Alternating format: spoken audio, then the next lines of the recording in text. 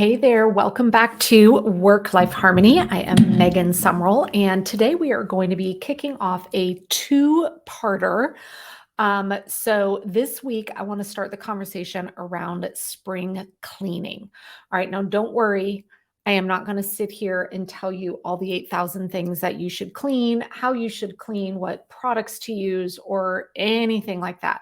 I want to give you, to kind of take it up a level and give you some more science behind spring cleaning, and then some truly easy to accomplish tips and tricks to help you with this. Now, the reason why I wanted to go ahead and divide this into two different parts is when it comes to spring cleaning, what most of us think of, and this is what we're going to be talking about today, is a lot of the physical stuff, right? When we look around our house or our closets or things like that. But the way I approach spring cleaning is actually twofold. There is the spring cleaning of the stuff that we see, which is what most of us are used to dealing with. But there is also a really important part of spring cleaning, which is spring cleaning the stuff we don't see. Spring cleaning, like kind of more the information, your calendars, your task lists, the stuff that's going on in your brain. So there's a reason why I'm structuring it this way. In part one today, we're going to be talking about the physical stuff because there are some quick, easy wins here. And then make sure you come back and check out next week's because we're going to be doing part two, which is the spring cleaning of the things that we don't see. All right. So first, I want to take a couple minutes because I thought this was pretty cool when I was doing some research on spring cleaning a while back and understand where did this even come from? And so a really cool fact about kind of the history behind why there is this spring cleaning, why this is the time that people like empty stuff out and go through their stuff, actually dates back to like the Little House on the Prairie type days where people were heating their homes all winter long with wood burning fireplaces. All right. And what would happen over the course of winter is that the homes would build up a layer of soot, ash, and dust from the nonstop wood burning that was going on.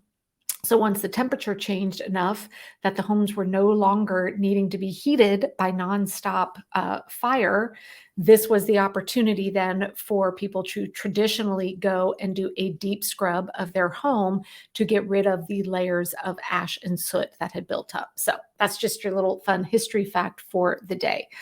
Now, why is spring cleaning so important and why is it something that I think a lot of us embrace? I know for me, even though I have some good seasonal cleaning practices in place, there's just something about spring where we feel like we're coming out of our cocoon or whatnot. We want to get outside. I don't know. I just start feeling like that energy coming back. And that's why for me, it always feels like a good time to take on a little bit more of those in-depth cleaning. So let's break down a couple things that I want you to think about when it comes to spring cleaning in your home with the physical things that you can see. Now, I want to start all of this by first discussing the value and the brain, what happens to our brain when we look at cleaning from a decluttering perspective. Because when we think about spring cleaning, there's kind of our stuff. There's two parts of it, right? One is like the true like scrubbing cleaning, like maybe getting in there and scrubbing those baseboards or things like that kind of build up over time. The second part, and what a lot of people lean into with spring cleaning, is an opportunity to go through stuff and get rid of clutter and kind of reorganize any spaces where maybe there's been a buildup of just stuff. And I will tell you, there is so much science behind the relationship between the buildup and collection of clutter when it comes to stuff related 100% to the clutter between our ears and our thoughts and our ability to make rational decisions. So I think that helping people understand that there is a relationship between having a spring cleaning with the physical along with the spring cleaning with the mental, why they can go so well hand in hand. And oftentimes when women come in and join my top program, they're coming because they know that their calendar, their organization of information, the hashtag, all the things that we are juggling feels so out of control, overwhelming, and cluttered. And so I meet people there and we start with their calendar.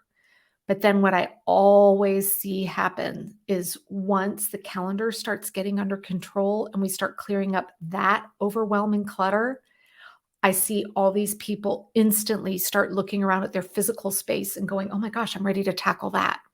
Now, sometimes people start with the physical, and then once the physical's in place, they're looking at their like organization of their life. They're like, oh my gosh, I need to get that better. So sometimes people come to me going, my house is under control, but my life feels crazy. Because once you start cleaning up one area, it automatically feeds into the natural tendency to go clean up the other. So that's another reason why I was, dividing this into the two-parter, because there is this relationship. So let's talk about just some simple things to think about when you're looking at spring cleaning the physical stuff in your home. It is important for you to understand it will likely be very unrealistic for you to tackle your entire home in one weekend or in one spring cleaning session. There is a difference between spring cleaning and tackling home organization for the very first time. Okay, so I'm going to be talking about spring cleaning, not I need to get my entire house organized. Okay, so here are my tips for spring cleaning. Take a kind of inventory in your home, and I want you to grab a piece of paper and pencil and jot down where are your high traffic or high touch areas in your home. What are the spaces that are used on the daily by you and or your family members, and or where do you spend a vast majority of your time? Okay, we want to focus our spring cleaning efforts in those spaces. Because what we want when we're embarking on a spring cleaning project is to actually use our time and energy on things that are going to give us our biggest reward. Which is why if you have maybe a closet that you look at twice a year, like maybe it's a wrapping paper closet or something, going and spending your energy there, you might put in a ton of great work, but then you're going to walk around to all the places in your home where you spend the vast majority of your time, and you're not going to feel any of that satisfaction of a job well done. And when it comes to spring cleaning, again, this is not a project to declutter your entire home. What we want are some quick wins to kind of revitalize you, re-energize you, etc. So some of the areas when I went through and did this here in our home, the kitchen area, our main family room, my office, and then my closet. Like when I look at the four areas that are just high traffic where I spend the vast majority of time, those are there. All right, that's in my list. Now, when there's an entire room, such as the kitchen, we need to, again, make sure we're not biting off more than we can chew. So if you have an entire living space, such as a kitchen, where there is lots of hidden areas for clutter, namely all those cabinets, your pantry, your refrigerator, I would encourage you to break it down and say, are there certain parts of the kitchen that I know could use a good spring clean? So for us, it's the dreaded Tupperware cabinet that no matter how many times I reorganize it, I swear it feels like it's out of control. Our pantry and a refrigerator. So instead of saying, I'm going to open up every single cabinet in my kitchen, pull everything out, redo it, spring clean it. No, let's get some quick wins for the most high traffic, low hanging fruit in your home. So with our kitchen, it was boiled down to those three places.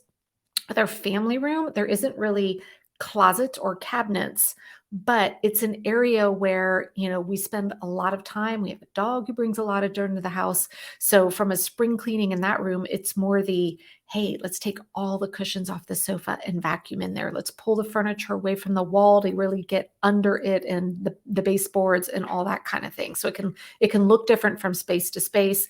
And then a closet is always where you start your day going in to get dressed. They can get out of control if you don't have good systems in place to help keep that under control as well.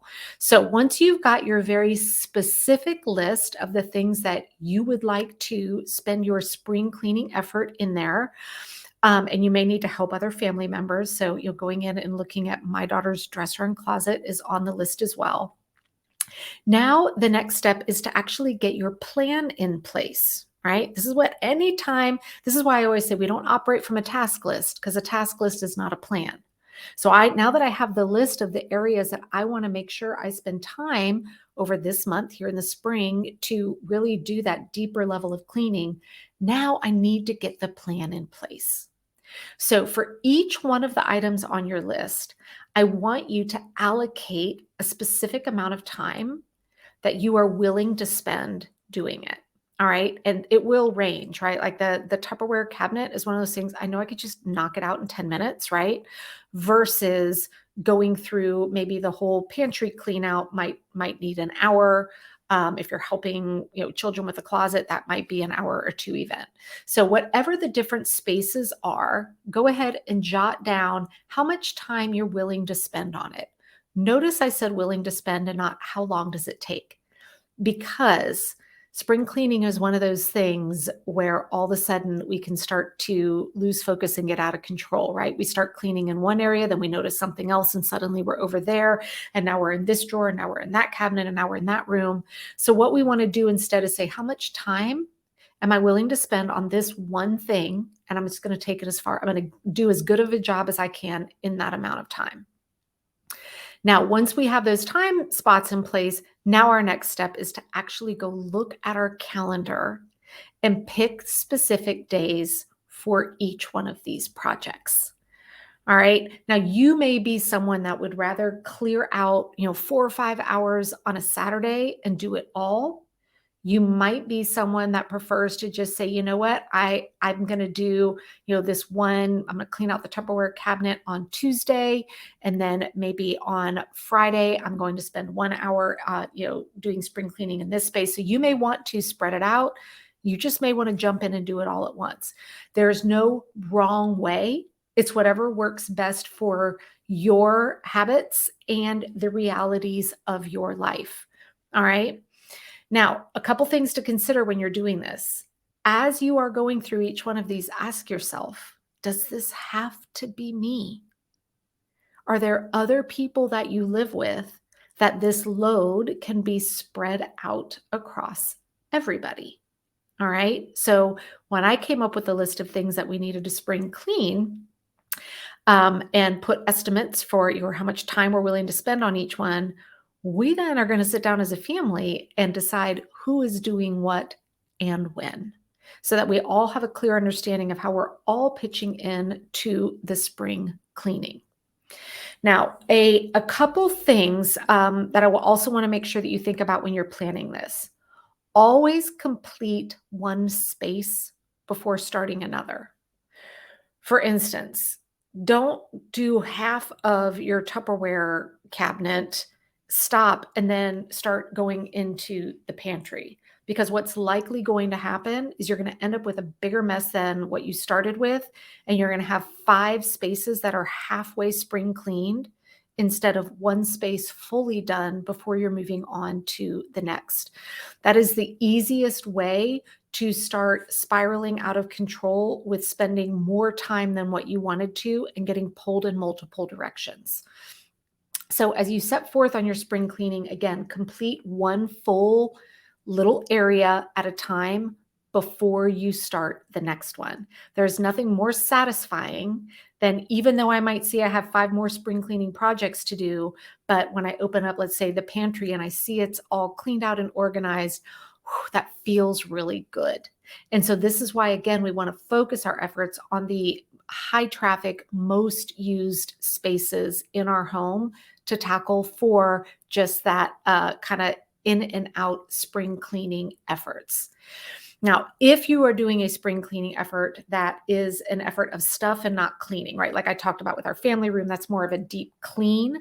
But for something like a pantry, as you are cleaning it, this is a great opportunity for you to make sure that everything has a specific location, right? Instead of just throwing stuff back in. And I'm not going to do a whole deep dive on, how to edit and organize and all of that. I have some other podcasts on that, and there are some other real experts in the space.